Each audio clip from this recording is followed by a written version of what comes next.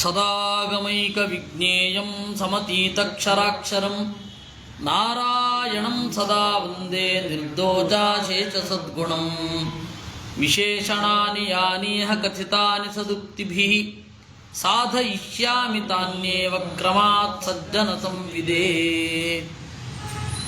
ಕವಿರ್ಮನೀಷಿ ಪರಿಭೂಃ ಯಚ್ಚಿಕೇತ ಸತ್ಯಮಿತ್ ವಿಶ್ವಂ ಸತ್ಯಂ ಮಘವಾನ. ಈ ಒಂದು ಮಂತ್ರಗಳೇನಿದೆ ಅದಕ್ಕೆ ಪದ್ಮನಾಭ ತೀರ್ಥರು ಮತ್ತು ನಾರಾಯಣ ಪಂಡಿತಾಚಾರ್ಯರು ಹೇಳಿದ ಅರ್ಥವನ್ನು ನಾನು ಹೇಳಿದ್ದು.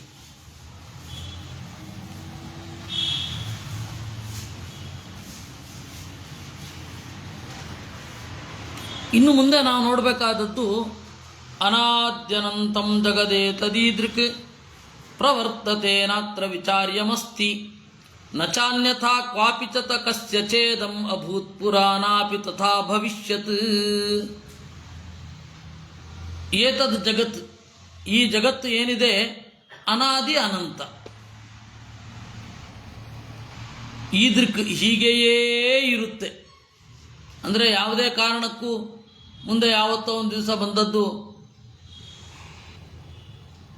ಚಂದ್ರ ಬರೋದನ್ನು ಬೆಳಗ್ಗೆ ಅಂತಾಗಲಿ ಅಥವಾ ಸೂರ್ಯನಿಗೆ ಚಂದ್ರ ಅಂತ ಹೆಸರಾಗಲಿ, ಈ ತರಹ ಯಾವ ಬದಲಾವಣೆಯೂ ಇರಲ್ಲ. ಈ ಮೂಲಭೂತವಾದ ನಿಯಮ ಅದು ಹಾಗೇ ಇರುತ್ತೆ. ಈದೃಕ್ ಹೀಗೇ ಪ್ರವೃತ್ತಿ ಆಗತ್ತೆ. ಭಾಷೆಯ ವಿಚಾರದಲ್ಲಿ, ನಿಯಮಗಳ ವಿಚಾರದಲ್ಲಿ ಹೀಗೆ ಪ್ರವೃತ್ತಿ ಆಗತ್ತೆ ಜಗತ್ತು. ನಾತ್ರ ವಿಚಾರ್ಯಮಸ್ತಿ, ಇದರಲ್ಲಿ ಬೇರೆ ವಿಮರ್ಶೆಯೇ ಇಲ್ಲ.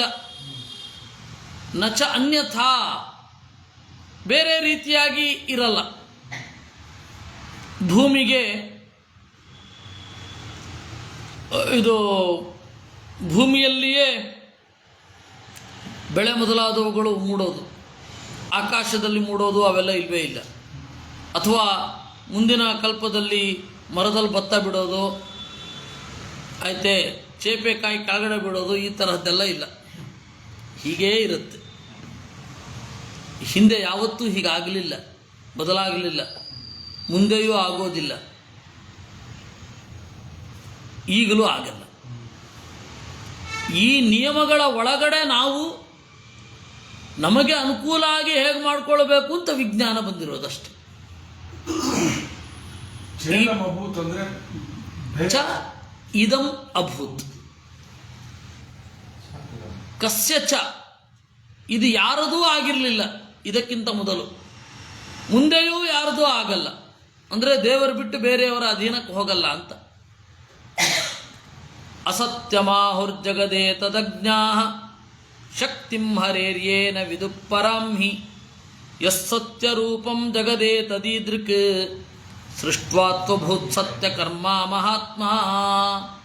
ಅಜ್ಞಾಃ ಅಜ್ಞಾನಿಗಳು, ಏತದ್ ಜಗತ್ ಈ ಜಗತ್ತನ್ನು ಅಸತ್ಯಮಾಹು, ಅಸತ್ಯ ಅಂತಾರೆ ಅಜ್ಞಾನಿಗಳು. ಕಾರಣ ಏನು ಅಂದರೆ ಪರಮಾತ್ಮನ ಶಕ್ತಿಯನ್ನು ಅಂಡರ್ ಎಸ್ಟಿಮೇಟ್ ಮಾಡುವವರೇ ಜಗತ್ತನ್ನು ಮಿಥ್ಯಾ ಅಂತ ಹೇಳೋದು, ಅಥವಾ ಪರಮಾತ್ಮನ ಶಕ್ತಿಯನ್ನು ಕುರಿತು ಹೊಟ್ಟೆ ಕಿಚ್ಚು ಪಡುವವರು ಜಗತ್ತನ್ನು ಮಿಥ್ಯಾ ಅನ್ನುವವರು. ಏಕೆಂದರೆ ದೇವರು ಪ್ರೀತಿಯಿಂದ ಈ ಜಗತ್ತನ್ನು ಸೃಷ್ಟಿ ಮಾಡಿದ್ದಾನೆ.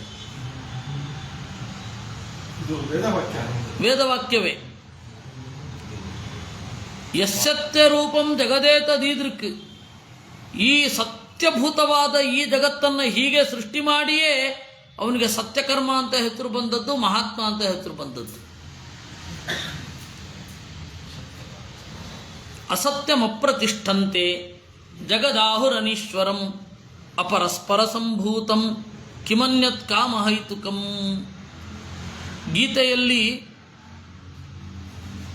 ದುರ್ಜನರ ಲಕ್ಷಣವನ್ನು ಹೇಳುವಾಗ ಅವರ ದೃಷ್ಟಿಯಲ್ಲಿ ಜಗತ್ತು ಹೇಗೆ ಅಸತ್ಯಂ, ಈ ಜಗತ್ತಿಗೆ ಒಬ್ಬ ಸರ್ವೋತ್ತಮನಾದ ನಾರಾಯಣ ಇಲ್ಲ, ಅಧಿಪತಿ ಇಲ್ಲ ಅಂತಾರೆ. ಅಪ್ರತಿಷ್ಠಂ, ಈ ಜಗತ್ತಿಗೆ ನೀತಿಯ ನೆಲೆಗಟ್ಟಿಲ್ಲ ಅಂತಾರೆ.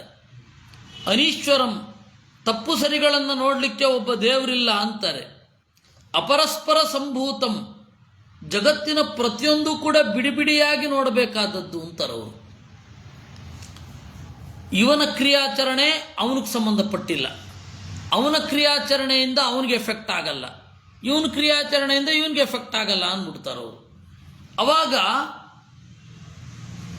ಹೊಣೆಯಿಂದ ಬಾಳಬೇಕು ಅಂತ ಅನ್ನೋದೇ ಹೊರಟೋಯ್ತು. ನಾನು ಹೆಂಗೆ ಬೇಕಾದ್ರೆ ಬಾಳ್ಬೋದು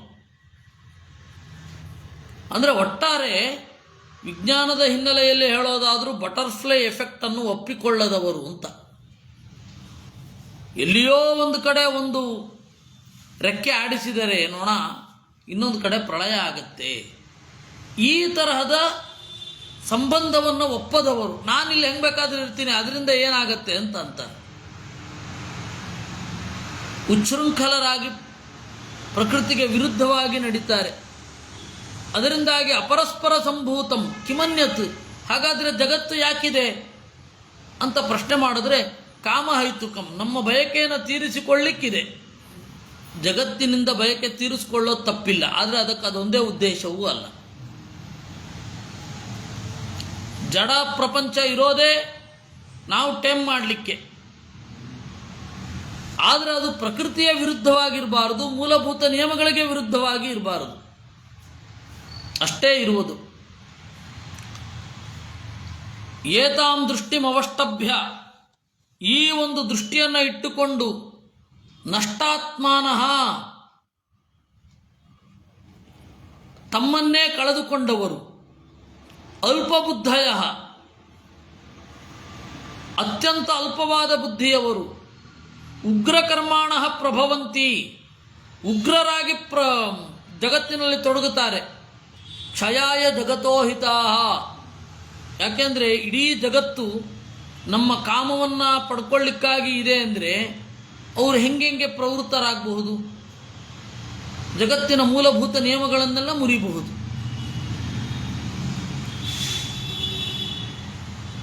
ತೊಂದರೆ ಮಾಡದೆ ಜಗತ್ತಿನಿಂದ ಸುಖವನ್ನು ಹೇಗೆ ಪಡೆಯಬಹುದು ಅನ್ನೋದು ಅವ್ರಿಗೆ ಅರಿವಿಲ್ಲ. ಆ ಲೆವೆಲ್ನಲ್ಲಿ ಹೇಳ್ತಾರೆ. ಇತ್ಯಾದಿಶ್ಚ, ಗೀತೆಯಲ್ಲೇ ಸ್ಪಷ್ಟವಾಗಿ ಹೀಗಿದೆ. ಇದಕ್ಕೆ ಶಂಕರರು ಹೇಗೆ ಅರ್ಥ ಮಾಡಿದ್ರು ಅಂತ ಒಂದು ಕುತೂಹಲ ಇರ್ಬೋದಲ್ವ ನಿಮಗೆ. ಅಸತ್ಯಂ ಅಪ್ರತಿಷ್ಠಂತೆ ಜಗದಾಹುರನೀಶ್ವರಂ ಅನ್ನೋದಕ್ಕೆ ಶಂಕರರು ಹೇಗೆ ಅರ್ಥ ಮಾಡ್ತಾರೆ ಅಂತ. ಸತ್ಯ ಅಂದರೆ ಧರ್ಮ, ಜಗತ್ತಿನಲ್ಲಿ ಧರ್ಮವೇ ಇಲ್ಲ ಅಂತ ಯಾರು ಹೇಳ್ತಾರೆ ಅವರು, ಅಂದರೆ ಜಗತ್ತಿನಲ್ಲಿ ಧರ್ಮ ಯಾರ ಪಾಲಿಗಿಲ್ಲ, ತಿರ್ಯಕ್ ಪ್ರಾಣಿಗಳ ಪಾಲಿಗಿಲ್ಲ. ಆದ್ದರಿಂದಾಗಿ ತಿರ್ಯಕ್ ಪ್ರಾಣಿಗಳು ಅಸುರರು ಅಂದ್ಬಿಡ್ತಾರೆ.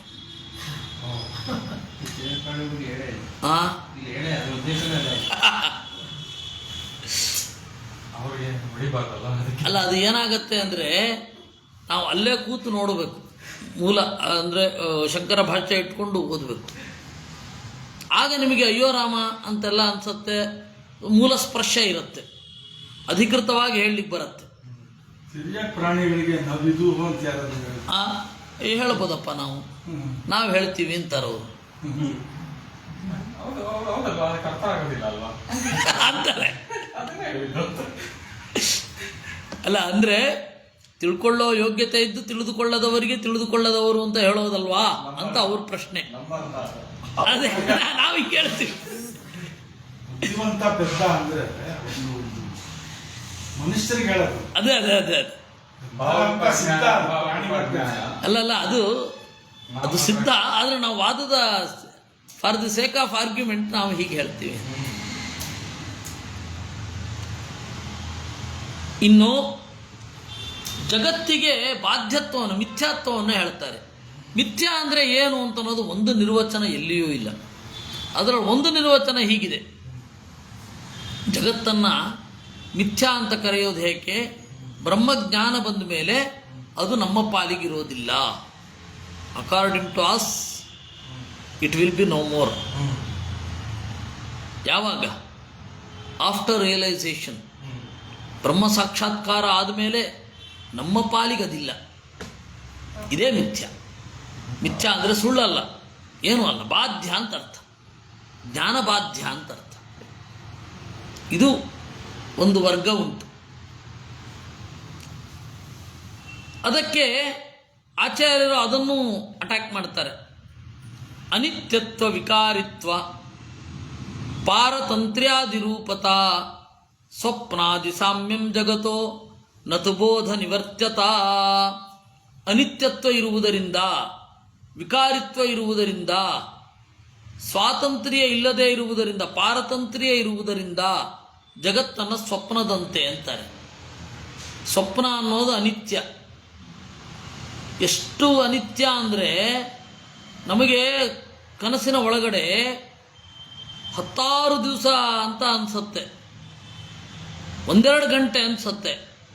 ಆದರೆ ನೀವು ಮೀಟರ್ ಹಾಕಿ ನೋಡಿದ್ರೆ 5-6 ಸೆಕೆಂಡ್ ಒಂದೊಂದು ಕನಸು. ಅದೇನಾಗತ್ತೆ, ಹೊರಗಡೆಗೆ ನಿಮಗೆ ಒಂದು 10 ದಿವಸ ಆದಮೇಲೆ ಅಂತ ಕನಸು ಬಿದ್ದಿರ್ಬೋದು. ಅಂದರೆ ನಾನು ಇವತ್ತು ಹಿಂಗೆ ಮಾಡಿದೆ, 6 ದಿವಸ ಹೀಗಾಯಿತು ಅಂತ. ನೀವು ಎದ್ದು ನೋಡಿದ್ರೆ ಒಟ್ಟಾರೆ ಕನಸು ಬಿದ್ದದ ಸಮಯ ಇನ್ನೂ ಚಿಕ್ಕದಿರುತ್ತೆ. ಇದು ಅನಿತ್ಯತ್ವ. ಹಾಗೆ ಜಗತ್ತು ಅನಿತ್ಯ. ಈ ದೇಹದಲ್ಲಿದ್ದೆ ಎಷ್ಟು ದಿವಸ ಇದ್ದೆ ಅಂತ ನೀವು ದೇಹದಿಂದ ಆಚೆ ಯೋಚನೆ ಮಾಡೋದಾದರೆ ಅದರ ಟೈಮ್ ಇಷ್ಟೇ ಇರುತ್ತೆ. ಇನ್ನು ವಿಕಾರಿತ್ವ, ಸ್ವಪ್ನ ಅನ್ನೋದು ವಿಕಾರ. ಯಾವುದರಿಂದಲೋ ಒಂದರಿಂದ ಬಂದದ್ದು. ನೋಡ್ತಾ ಇದ್ದಾಗ ಅದೇ ಕನಸು ಬೀಳುತ್ತೆ. ನಾನೊಮ್ಮೆ ಪಂಚತಂತ್ರ ಓದ್ತಾ ನಿದ್ರೆ ಬಂದ್ಬಿಟ್ಟಿತ್ತು. ಬಹಳ ಚಿಕ್ಕ ಹುಡುಗ ನಾನು. ಆಗ ಒಂದು ಸಿಂಹ ಹೀಗೆ ನನ್ನ ಮೇಲೆ ಪಂಜಾ ಬೀಸಿದ ಹಾಗೆ ಕನಸು. ಯಾಕೆಂದ್ರೆ ಪಂಚತಂತ್ರ ಓದಿದ್ರ ಪ್ರಭಾವ, ಅದಷ್ಟು ಬೇರೇನೂ ಅಲ್ಲ. ಅದೇ ವಿಕಾರ. ಹಾಗೆ ನೀವು ಏನು ಮಾಡ್ತಾ ಇರ್ತೀರಾ, ನನಗೆ ಬಹಳ ಕ್ರಿಕೆಟ್ ಹುಚ್ಚು ಅತಿರೇಕ ಆಗಿದ್ದ ಕಾಲದಲ್ಲಿ ಗಂಗೂಲಿ ಬ್ಯಾಟ್ ಇಟ್ಕೊಂಡು ಕನಸಲ್ಲಿ ಬೀಳ್ತಾ ಇರೋ ಹಾಗೆ, ನನ್ನ ಜೊತೆ ಮಾತಾಡ್ತಾ ಇರೋ ಹಾಗೆ ಕನಸು ಬೀಳ್ತಾ ಇತ್ತು. ಅದು ವಿಕಾರ. ನಮ್ಮ ವಾಸನಾ ವಿಕಾರವೇ ವಿನಃ ಬೇರೆ ಅಲ್ಲ. ಅದಕ್ಕೆ ಅನಿತ್ಯತ್ವ, ವಿಕಾರಿತ್ವ, ಪಾರತಂತ್ರ್ಯಾದಿ ರೂಪತ. ನಮಗಿಂತ ಕನಸು ಬೀಳಬೇಕು ಅಂತ ಹೇಳ್ಕೊಂಡು ನಾವು ಕೂತ್ಕೊಳ್ಳಿಕ್ಕಾಗಲ್ಲ. ಅದು ಜೋಕು ಅಂತ ಹೇಳಿ ಎಲ್ಲರೂ ಪರಿಗಣಿಸ್ತಾರೆ. ಯಾಕೋ ಚಪ್ಪಲಿ ಹಾಕ್ಕೊಂಡು ಮಲಗ್ತಾ ಇದೆಯಾ ಅಂದರೆ, ಅಯ್ಯೋ ನೆನ್ನೆ ಇದರಲ್ಲಿ ಓಡಾಡಿದ್ದೆ, ಮುಳ್ಳಿನ ದಾರಿಯಲ್ಲಿ ಓಡಾಡಿದ್ದೆ, ಅದಕ್ಕೆ ಇವತ್ತು ರಕ್ತ ಬರಬಾರದು ಅಂತೇಳಿ ಚಪ್ಪಲಿ ಹಾಕೋತಾ ಇದ್ದೀನಿ. ಹೊರಗಡೆ ಬಾಹ್ಯವಾದದ್ದಕ್ಕೆ ಚಪ್ಪಲಿ ಹಾಕ್ಕೊಂಡ್ರೆ ಒಳಗಡೆದಕ್ಕೆ ಅನ್ವಯ ಆಗಲ್ಲ. ಅದೇ ರೀತಿ ನಾವು ಇದೇ ಕನಸು ಬೀಳತ್ತೆ ಅಂತ ತೀರ್ಮಾನ ಮಾಡಲಿಕ್ಕೂ ಆಗಲ್ಲ. ಇವತ್ತು ಈ ಕನಸು ಬೀಳತ್ತೆ ಅಂತ ಅಂದ್ಕೊಂಡ್ರೆ ಬೀಳಲ್ಲ. ಯಾವತ್ತು ಬೀಳಬಾರ್ದು ಅಂತ ಇರುತ್ತೋ ಅವತ್ತು ಬೀಳುತ್ತೆ. ಕೆಲವೊಮ್ಮೆ ಕನಸು ಮತ್ತು ಎಚ್ಚರ ಒಟ್ಟೊಟ್ಟಿಗೆ ನಡೀತಾ ಇರುತ್ತೆ. ಇಲ್ಲಿ ಮಾತಾಡ್ತಾ ಇರ್ತೀವಿ, ಕನಸು ಕಾಣ್ತಾ ಇರ್ತೀವಿ, ಹೀಗೂ ನಡೀತಾ ಇರುತ್ತೆ. ಅದರಿಂದಾಗಿ ಈ ಪಾರತಂತ್ರ್ಯ ನಮ್ಮಲ್ಲಿದೆ, ಅಸ್ವಾತಂತ್ರ್ಯ ಇದೆ. ಹಾಗೆ ಜಗತ್ತು ಕೂಡ ಅನಿತ್ಯ, ವಿಕಾರಿ, ಪರತಂತ್ರ. ಈ ದೃಷ್ಟಿ ಇಟ್ಟುಕೊಂಡು ಜಗತ್ತನ್ನು ಸ್ವಪ್ನದಂತೆ ಅಂತಾರೆ ವಿನಃ ಸುಳ್ಳು ಅನ್ನುವ ಅರ್ಥದಲ್ಲಿ ಶಾಸ್ತ್ರ ಪ್ರಯೋಗ ಮಾಡಲ್ಲ. ಸ್ವಪ್ನೇ ನಿರುಕ್ತ್ಯ ಗೃಹಮೇಧಿ ಸೌಖ್ಯಂ ನಯಸ್ಯ ಹೇಯಾನುಮಿತಂ ಸ್ವಯಂ ಸ್ಯಾತ್ ಅಂತ ಭಾಗವತ ಪಂಚಮ ಸ್ಕಂಧ. ಸ್ವಪ್ನದಂತೆ ಈ ಜಗತ್ತು ಅನಿತ್ಯ ಅಂತ ಯಾರು ಅಂದುಕೊಳ್ಳೋದಿಲ್ವೋ ಅವನಿಗೆ ವೇದಾದಿಗಳಿದ್ರೂ ಉಪಯೋಗ ಆಗಲ್ಲ. ಇದು ಭಾಗವತದ ಮಾತು, ವಿಶೇಷತಃ ಇವರ ಮಾತು, ಜಡಭರತನ ಮಾತು. ನತು ಬೋಧ ನಿವರ್ತ್ಯತ. ನಿಮಗೆ ದೇವರ ಜ್ಞಾನ, ಬ್ರಹ್ಮನ ಜ್ಞಾನ ಬಂತು, ಇದು ಕಣ್ಮರೆಯಾಗಿ ಹೋಯಿತು ಅಂತ ಇಲ್ವೇ ಇಲ್ಲ. ಸರ್ವಜ್ಞಸ್ಯ ಯತೋ ವಿಷ್ಣೋ ಸರ್ವದೈತತ್ ಪ್ರತೀಯತೆ ಬೋಧಾತಹಂ ತಥೋ ನೈತತ್ ಕಿಂತ್ವಾಜ್ಞಾವಶಮಸ್ಯ ಹಿ ಇತಿ ಪರಮೋಪನಿಷದಿ. ದೇವರಿಗೆ ಇದು ಯಾವಾಗಲೂ ತೋರ್ತಾ ಇರುತ್ತೆ. ಸರ್ವಜ್ಞಸ್ಯ ವಿಷ್ಣೋ ಸರ್ವದಾ ಏತತ್ ಪ್ರತೀಯತೆ. ಈಗ ನೀವು ಒಂದು ಸಾಧಕರ ಗುಂಪು ಅಂತ ನೋಡಿರ್ತೀರ. ಈ ಒಬ್ಬನಿಗೆ ಜಗತ್ತು ಮಿಥ್ಯಾ ಅಂತ ಅನ್ನಿಸಿಬಿಡ್ತು. ಉಳಿದವರನ್ನು ದೇವರು ನಿಯಂತ್ರಣ ಮಾಡ್ತಾನ ಮಾಡಲ್ವಾ? ಅವ್ರ ಪಾಲಿಗೆ ದೇವರಿದ್ದಾನ ಇಲ್ವಾ? ದೇವರಿದ್ದಾನೆ ಅಂದರೆ ದೇವರ ಪ್ರಕಾರ ಈ ಜಗತ್ತು ಇದೆ, ಸತ್ಯವಾದ ಜಗತ್ತಿಗೆ ಸೃಷ್ಟಿ ಸ್ಥಿತಿಗಳನ್ನು ಮಾಡ್ತಾ ಇದ್ದಾನೆ. ಅಂದಮೇಲೆ ಮಿಥ್ಯಾ ಅಂತ ಹೇಗೆ ಹೇಳ್ತೀರಾ? ಬೋಧಾತಹಂ ತಥೋ ನೈತತ್ ಕಿಂತು ಅಜ್ಞಾವಚಮಸ್ಯ ಹಿ, ಇದು ಪರಮೋಪನಿಷತ್ತಿನಲ್ಲಿ.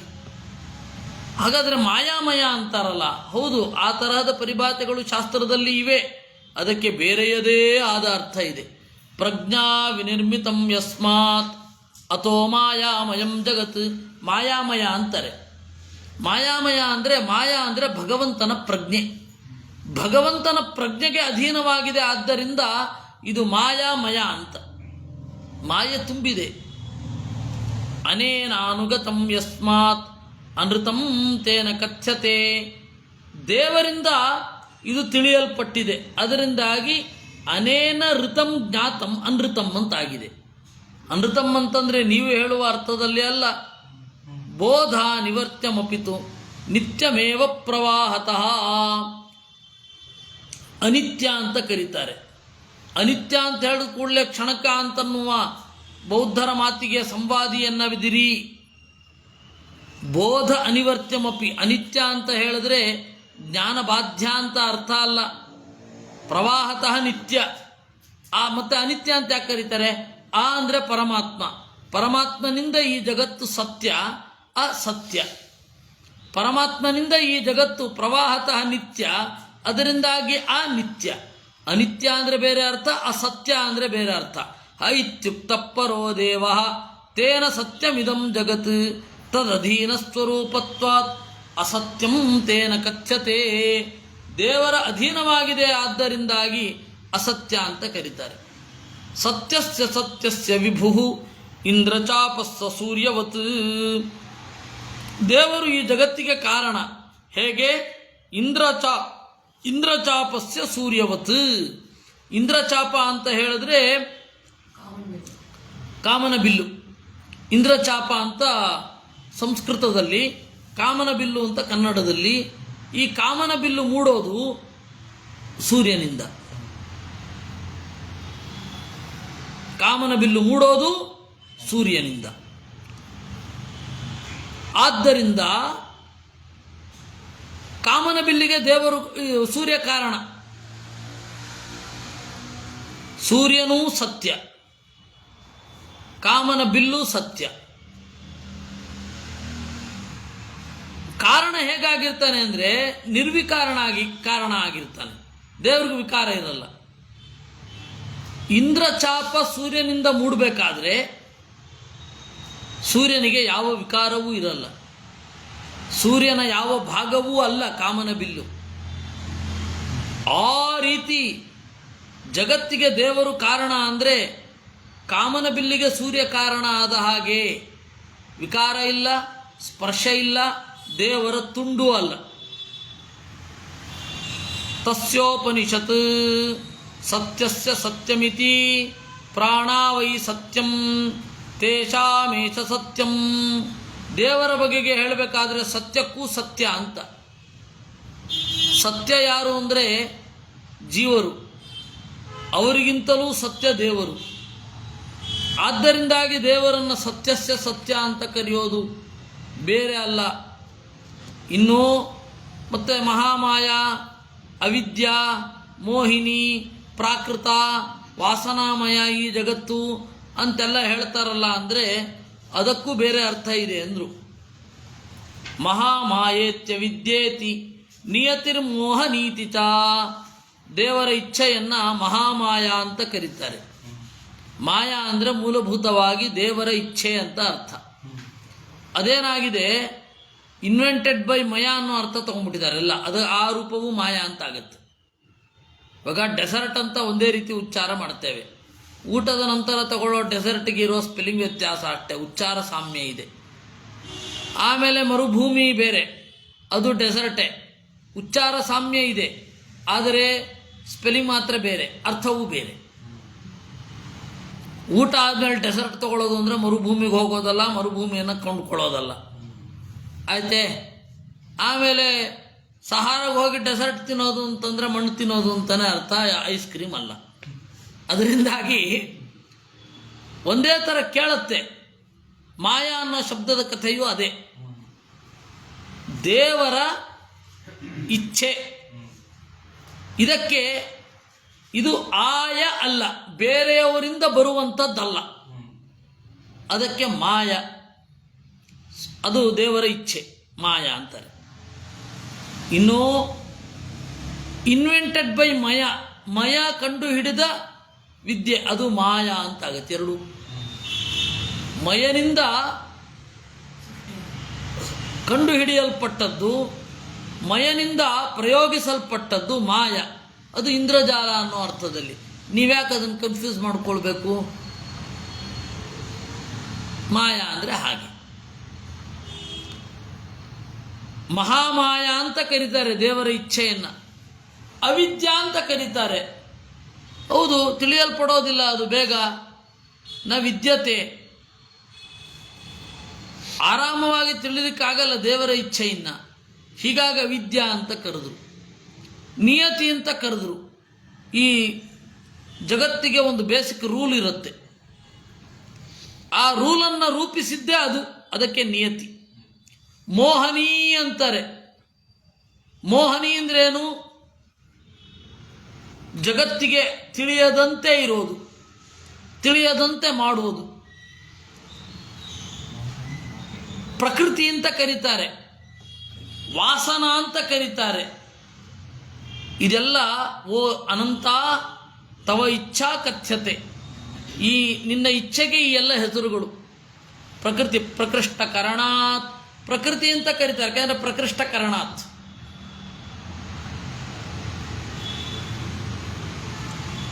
ಅದ್ಭುತವಾಗಿ ಇದು ಮಾಡುತ್ತೆ, ಅದಕ್ಕೆ ಪ್ರಕೃತಿ.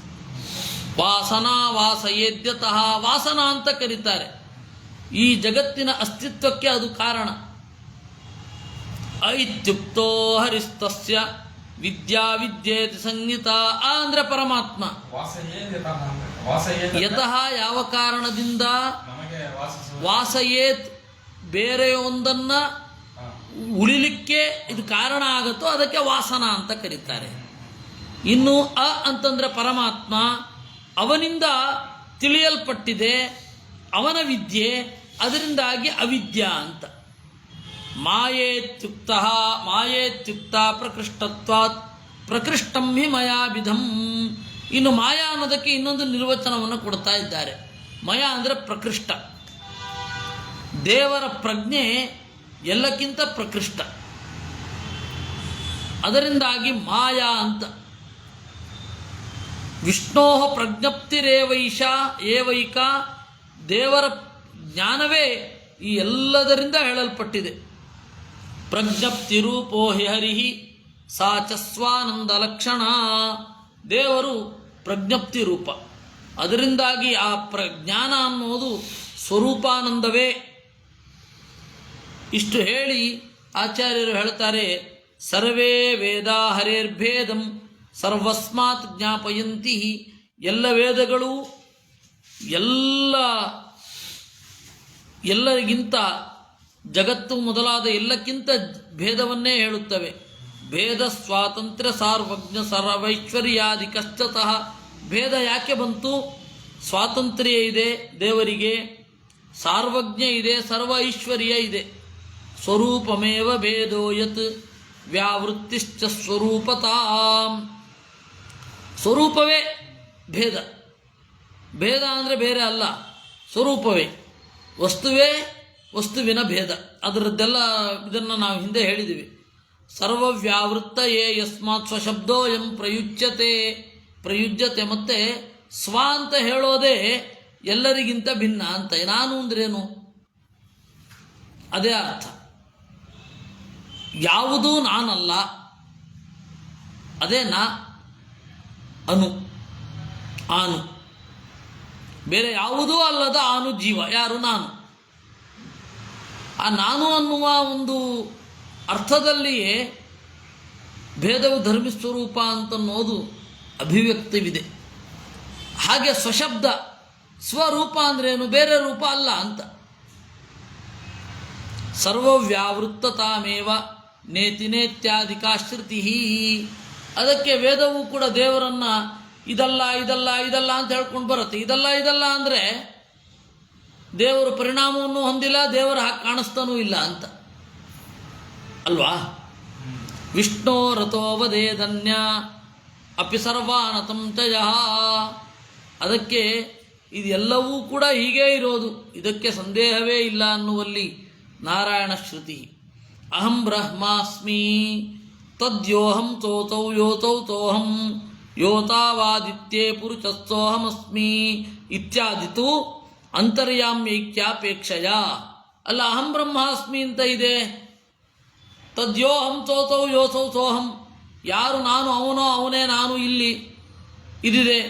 ಯೋತಾವಾದಿತ್ಯೇ ಪುರುಷತ್ವೋಹಮಸ್ಮಿ, ಆದಿತ್ಯನಲ್ಲಿರೋ ಪುರುಷನು ನಾನೇ ಅಂತೆಲ್ಲ ಹೇಳ್ತಾ ಇದೆಯಲ್ಲ, ಅಂದರೆ ಇದೆಲ್ಲ ಅಂತರ್ಯಾಮಿಯನ್ನು ಇಟ್ಟುಕೊಂಡು ಹೇಳ್ತಾ ಇದೆ ಅಂತಾರೆ. ಇದರ ವಿಸ್ತಾರವನ್ನು ಮುಂದಿನ ಶನಿವಾರ ನೋಡೋಣ. ಕೃಷ್ಣಾರ್ಪಣಮಸ್ತು.